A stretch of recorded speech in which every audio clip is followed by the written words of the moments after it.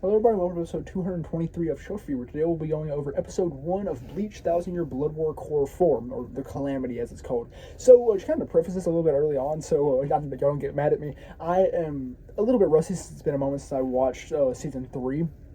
So, like, if I get some of the names or something wrong here, or the lore that I forgot or something like that, my apologies, but like I said, I'm a little bit rusty on it, and Bleach is also my least favorite out of the big three, so I do still really enjoy it, especially 1000-Year Blood War. It's just that, like, I don't fully remember the stuff as well as I do, like, Naruto, or especially One Piece.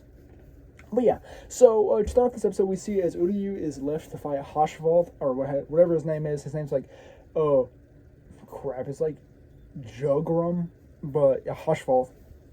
And we see they are left to fight, and then we see as Ichigo, Chad, and Orihime end up invading like the main citadel area where Yhwach is residing. And so we see as oh my gosh, we see as they start running up in there, and we see also as Orihime comments about how she's glad that Uryu is in fact on their side, and she never really believed that he would actually turn against them. So we see they continue running, and ultimately they end up running into these stone sentinels, where Chad ends up staying behind and allowing Orihime and Ichigo to continue along their way, and then we see as Ganju ends up pulling up, and they prepare to fight off these stone sentinels. So then we end up going to the perspective of Yoruichi and Yushido, who have just been beaten by Askin. His name's like Askin something Devar. I'm just gonna say Askin. But yeah, so we see this, and he's kind of gloating over him, all that. We see that Yushiro is essentially dying over there, and Yoruichi is in a very tough predicament here. But we only see as Urahara ends up pulling up, and he is commenting on Yoruichi's butt, which is a ever-prevalent motif throughout this episode.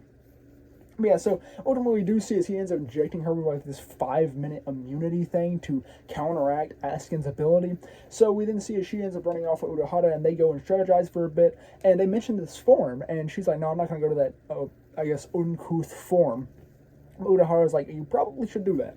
But yeah, so we then see as they end up jumping around for a little bit, and then we see as, Yoruichi ends up trying to do it her own way, and she goes to her form that we've seen prior to go and fight Askin, but she doesn't have that much energy, obviously, because she's just running off this 5-minute immunity thing.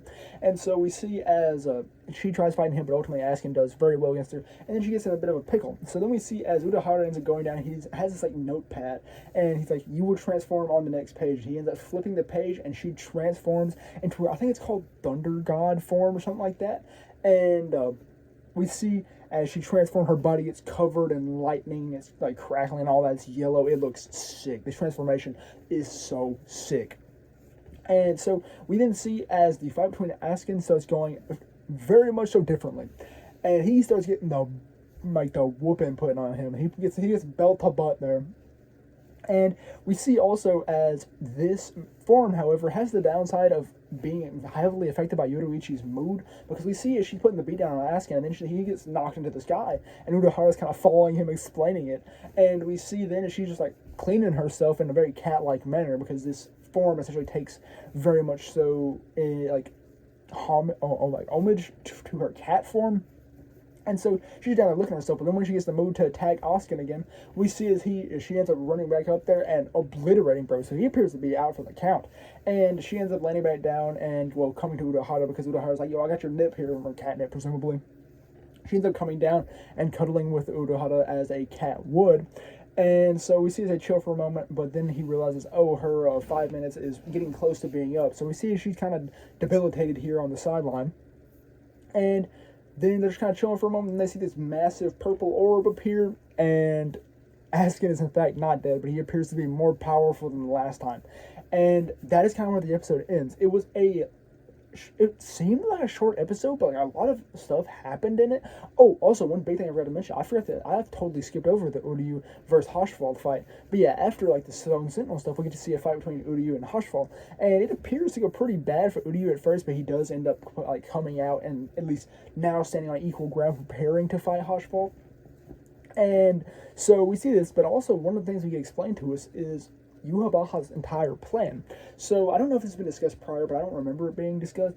And Yhwach's plan is essentially to destroy the 3 worlds, and then with destroying these 3 worlds, then create this own whole new world called the Welt for exclusively Quincy's. And so yeah, that's his whole plan essentially. That's why he's been doing all this stuff. And yeah, that was pretty cool to get that reveal. But I guess I kind of discussed my big gripe with this episode, and it is the amount of fan service. So Yoruichi's new form and Yoruichi in general during this episode was used a lot as eye candy, to say the least. We were seeing more jiggle physics than One Piece. So it was very unpreferable, and it was kind of goofy because, like, yeah, we're doing this like very serious fight. We're getting this really cool transformation, but then we get like a title card slash like a eye catch thing where it's just the Bleach 1000-Year Blood War 41 right on Yoruichi's cheeks. So I don't know what Studio Period or Perrier. I don't know how to say the name. I don't know why I don't know how to say the name, because they make like they've made some of my favorite anime. But yeah, so that was very odd, and I know it was as intended because I know like Kubo was doing the exact same thing in the manga. But yeah, so that was just something else, to say the least, especially with how cool this episode was on the other side. But yeah, that's all it really was for episode 1 of Bleach 1000-Year Blood War Core 4, and that's all we really have for episode 223 of Shelf Review. So thank you very much for watching.